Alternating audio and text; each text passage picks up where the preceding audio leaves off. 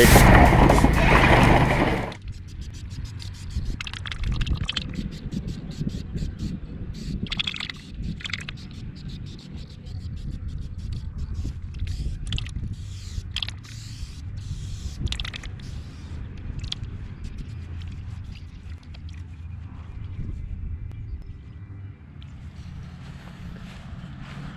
So I think since I've had the camera on, I did a really light wet sand on that fender, and then I've hit it now. It's got 3 more coats of color on it, picking into my second can.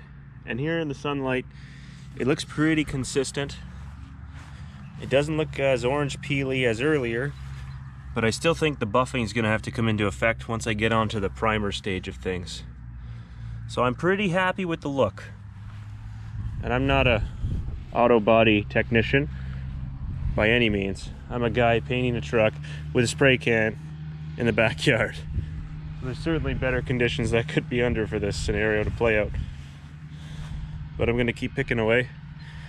I actually just finished going live, made a short little 3-minute update, touched a little bit on the Blazer, but then also talked about what we're gonna do when we hit that 3,000 subscriber mark.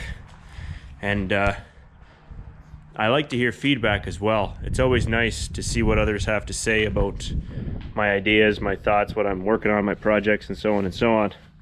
So if anybody has any input or ideas, if you check out that previous video, you'll know exactly what I'm talking about doing. And if you've got any suggestions, I'm happy to hear it. I love ideas. Anyways, folks, I'm gonna get back to work. So this was just a quick little update video here with regard to the Blazer. Short and sweet. I'm going to try to keep them like that. Thanks again for watching, guys, and we'll see you on the next one.